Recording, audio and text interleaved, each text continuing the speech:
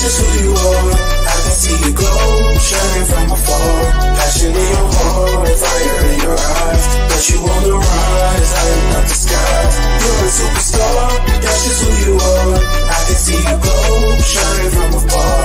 Passion in your heart, fire in your eyes. But you on the rise, lighting up the skies. You're a superstar. Welcome to the Mind, Body, and Soul Awakening Show, where we celebrate resilience, honor triumph over tragedy, and inspire transformation, guiding you on a life-changing journey of healing and self-discovery. Now get ready to be inspired by StarzTina. You're a superstar, that's just who you are. I can see you glow, shining from afar. Passion in your heart, fire in your eyes. But you on the rise, lighting up the skies. You're a superstar, that's just who you are. I can see you glow, shining from afar. Passion in your heart, fire in your eyes. But you on the rise, lighting up the skies. Hey, hello. How you doing, PJ? Hello, it's another beautiful day that the Lord has made. I'm rejoicing and I'm glad. How are you, Tina? I am feeling amazing. So if you're just tapping in, this is a bonus round. I repeat, a bonus round that we are giving you. We have been on a search all season, talking to the men. It has been so much fun, PJ. I talked to people about it all week. I was actually talking to a gentleman yesterday. Oh my gosh, the mayor of Rahway. I had my very first book signing. Yes, the mayor of the town, and his daughter passed away last year. And we were talking about death, and he was just expressing his emotions. And I was like, wow, yeah, we should get him on the podcast. That's what we should do, Pastor Jeff. I just thought about that just now. And I said, it's very rare for men to share their emotions. So that's what we've been doing all season, but it's the holiday season. The holidays are about to come in. You know, we just had Halloween. So we have the Thanksgiving, the Christmas, the New Year's, and New Year's Eve, and then Valentine's Day. And for some people, Pastor Jeff, the holidays can be kind of sad. Would you agree with that? Absolutely. It's a tough time for some people because it's the time of season that their loved one transitioned from life temporal to life everlasting, and they find themselves stuck in that loop of grief. The season itself, they allow it to remind them of the sadness and the grief that they went through. And we want to promote hope because the person absolutely has a choice of how they navigate the season. Yes. And you know what, PJ, I never even thought about it that way. When people lose loved ones during the holidays, I actually knew someone who lost her father, and then the mom lost her husband on Christmas Day. That can be one type of extremely harsh loss. But then you have people like myself, you know, who had losses. It wasn't during the holidays, but the holidays can be kind of tough. So Hope for the Holidays is an event that I've been doing for 3 years. This is the third year. And each year it just gets better and better and better. And I am so excited for this year. The way I came up with this idea was 7.5 years ago, my son was murdered and he was an organ donor.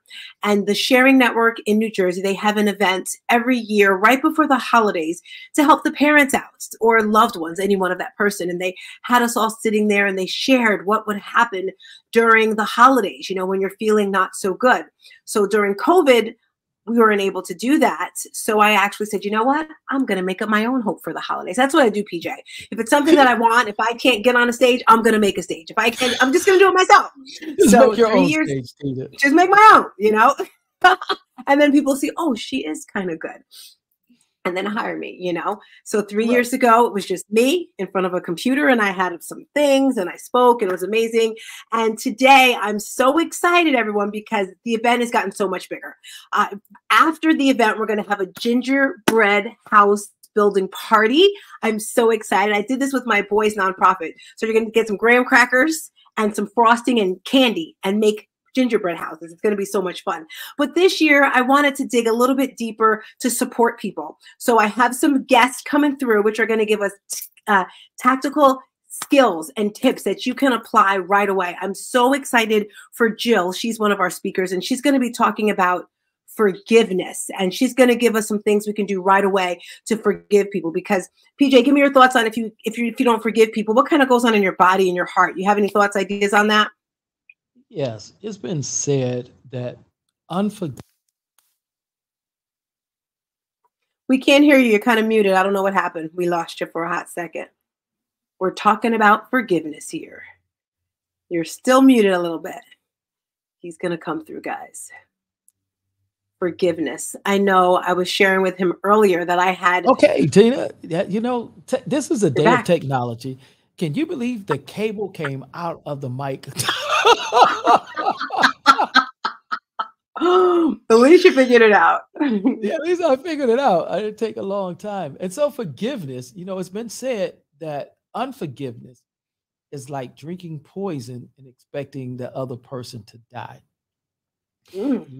Medically, it's been proven that the stress of unforgiveness that the other person may or may not know that you're going through, it literally kills you. It creates a stress that can cause illness, can cause cancer, can cause all types of sickness from the stress of you wearing yourself over something that in many cases, StarzTina, the other person is clueless. You're losing sleep, losing hair, losing, time at work from going to the hospital simply because you haven't been taught how to forgive. I love that. That was great. I shared with you earlier, and I want to share with it now. It may be a little embarrassing, but I just like to be super transparent and super authentic with who I am. And a while ago, I was a little upset with God. I believe I have a relationship with God. You know, he's my dude. And I was upset with him. Sometimes I was mad at him. And PJ, for the first time today, I forgave him. I was standing in church. You laugh. I'm serious. I was standing. I don't know what the pastor said. He was talking. You know, I had my hands up and I was here and I had my hands up and I was here and I was crying. And I was like, I forgive you.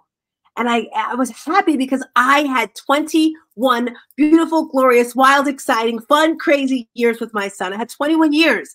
And that was a gift for me. You know, God said, here, you may have him for 21 years. And he's like, I want him back now. Now, I know without a shadow of my doubt that God needed a man like my son because my son is amazing and wonderful. So I said, you know what? It's okay. I forgive you. And I felt this release from my body. Why are you laughing at me? What's so funny? Talk to me. Tina, it's a novel idea that I think more people need to embrace. And that's because when I talked about being taught how to forgive, forgiveness is only required when there has been an offense. So if you weren't offended, then there's no need for forgiveness. Sometimes other people get offended over things you may not get offended of. You don't have to forgive. The other person who gets offended does. So what you said, I'm laughing because as we think about it, it's new to you. It's something I've been teaching for years. And that is, in order for forgiveness to be required, there has to be an perceived offense. And you were offended that God decided to take his flower that he planted, that he created. How dare him take what belongs to him? So you were offended, which meant that you needed to forgive God, because the forgiveness really isn't for God. It's not for God. The forgiveness is for you. You've been festering and holding all of that, and it's affected you mentally, it's affected you physically, it's affected relationships because you're holding on to, it's like this big weight you're holding on to. And the forgiveness is simply taking that weight off and putting it down. Whew, whew. Did you guys feel that energy? Well, if you like what you've heard so far, this right here, you see this man, PJ, Pastor Jeff, cool cat with the escargot on his neck. What do you call that again, PJ? What is it called? Not the escargot, the snail on my neck. She said the escargot, the ascot. I was close. Escargot on your neck. We go from snails to beautiful cloth, golden cloth. You weren't. You look very, very, very, very good today. I love it. I love it. Okay. So yes, if you're watching this, this is a bonus round and it's all about hope for the holidays. This year, I wanted to do something a little bit bigger, a little bit more grandiosier. I don't know if I'm making up that word or not, but we have our speakers, and I wanted a keynote speaker, and it's very rare that I find someone that touches my heart, someone who makes me feel good if I'm feeling bad. So PJ is our keynote speaker, and I want him to tell us a little bit about himself, what you can get at the event, and I'm throwing it to you, PJ.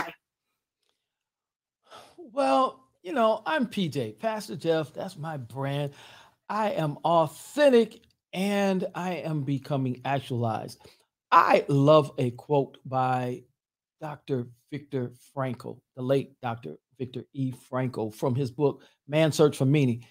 Tina, that book literally changed my life. It was a requirement for a master's course I was taking, and literally it changed my life. He says, live as if you were living a second time and as though you had acted wrongly the first time. I love that. Every day we get to live a second time. We did wrong yesterday, we get to do it over again today. One of the things that we can expect in the keynote, we're going to talk about some steps that we can take so that we can foster hope. And the first step is to take responsibility for your feelings. You know, Tina, too many times we blame other people and we say things like, you make me feel. I mean, there's a song that says that you make me feel like a natural woman. I don't know how it feels because I ain't never been a woman, but it's the words. You make me feel. Yeah. Sometimes the lyrics and songs, they mess us up. And so we have to take responsibility ourselves for how we feel. Then we need to change the narrative of our story. Too often we get comfortable with the story of defeat, the story of activity, the story of anxiety and depression. We have to change that story, even if we don't feel it. Not only that, we have to choose to live in our purpose rather than to live in the pain of our past. Say that again. Say that again. A little bit louder. I like that one. Choose to live in our purpose rather than the pain of our past. Some folks are stuck in that pain, and really, they are motivated by that pain because they want the sympathy that others give them, the attention that they get from being on their soapbox of how much pain they've gone through. Truth of the matter is, we all have gone through some pain. And however small it is or however large it is, every person's pain is relative to them, whether it's getting stuck by a needle or being stuck by a sword. The pain is relevant to each person. And here's a good one. Celebrate yourself daily. See, it's hard to celebrate yourself and stay in the pain of your past. Those two emotions don't mix. You have to do one or the other. So celebrate yourself daily, and you'll start to move out of that pain, and you'll start to feel better about yourself. Have you ever been to a celebration where you didn't feel like it, you had a headache, you didn't want to be bothered, but then you get there and the excitement, hey, the music is hitting, it's popping, the excitement, everybody's having fun, it's high energy, and next thing you know, you out there on the dance floor enjoying yourself. You done forgot all about that pain and that headache you had when you got there. Then you want to protect your peace. This is very important, StarzTina, is protect your peace, because nobody else will protect your peace for you. You have to do it. You've got to be able to distance yourself from situations and from people who want to disturb your peace. There are professional peace disturbers. They looking for you. they looking for you. Their oxytocin and their dopamine, they get it by disturbing people's peace. You got to make sure that you don't let anybody disturb your peace. And then we have to release ourselves from any stress that we don't have control over. You know, there's folks that are laying in the graveyard or they're in an urn somewhere because they stressed over things they didn't have control over, and it literally took them out. If you can't control it, let it go. Let it go. It's not for you to take care of. Somebody else will take care of it. You know, you ever met those people? They call them workaholics. I used to be one, you know, and you just getting everything done like there's no tomorrow. And you know what I found out, Stars? That is, if you get put in the hospital, if you become incapacitated, or you transition from life temporal to life everlasting, somebody tomorrow is going to pick up and carry on. The company's not going to fold. They're not going bankrupt. Life is going to continue to go on. And then finally, make up your story until you catch up with your story. Now, some folks, that might be a little controversial, but I'm going to say it. Make up your story and catch up with your story. You see, the things that we tell ourselves, if we start to tell ourselves where we want to go in the vein of Stephen Covey, begin with the end in mind. If we know where we want to end up and we start to tell ourselves that, eventually it will become who we are, and we'll wake up one morning and what we was making up, we done caught up. So that's just a little bit of it. Woo, woo, woo. All righty. I feel so many transformations happening, Pastor Jeff, and I'm so excited for this Sunday. It's going to be recorded, so if you missed it, you can tap in. You definitely want to share this with your loved ones who might be struggling during the holidays or just struggling in general. With that being said, I am StarzTina. This is PJ, Pastor Jeff, and you can sign up for the events. It's going to be on, got to put on the website, Renee, now that I think about it, since this is the podcast, www.IamStarzTina.com. We'll be back here again next. Got to answer, go for it. You know, a very practical way during the holidays to foster hope is to get good exercise and diet. Now, I don't know who, but somebody told me, a little bird told me that there's this excellent trainer named StarzTina that can whip some folks up into shape. I don't know. You have to tell me if you're or not, but if you know who that person is, can you tell them how to find StarzTina so that they can get off of that couch? PJ, let me tell you, we have a wicked challenge this month for our fitness challenge. It's 4 weeks long because, you know, you have Thanksgiving coming up, right? Mm-hmm.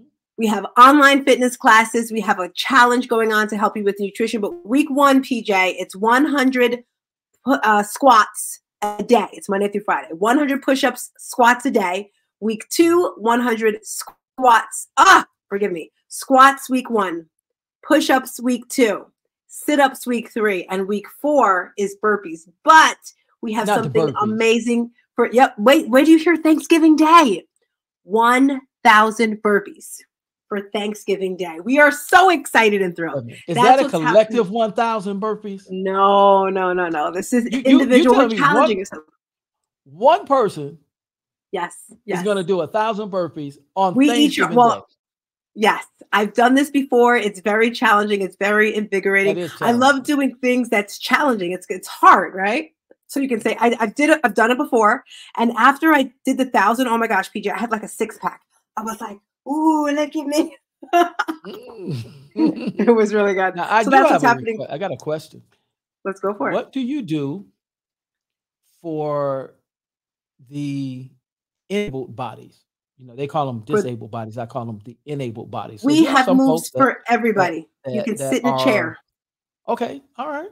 I have various moves. I have a lot of veterans friends out there that are 100% disabled, and you got something for them too.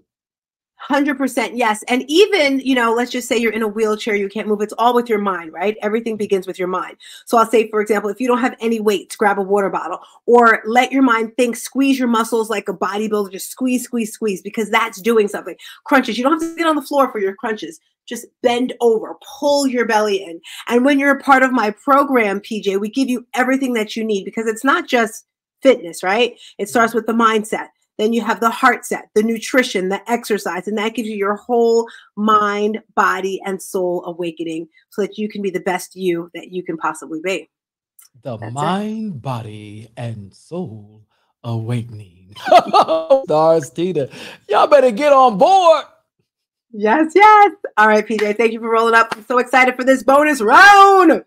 Peace. And a bottle of hair grease. See you later, guys. Bye-bye.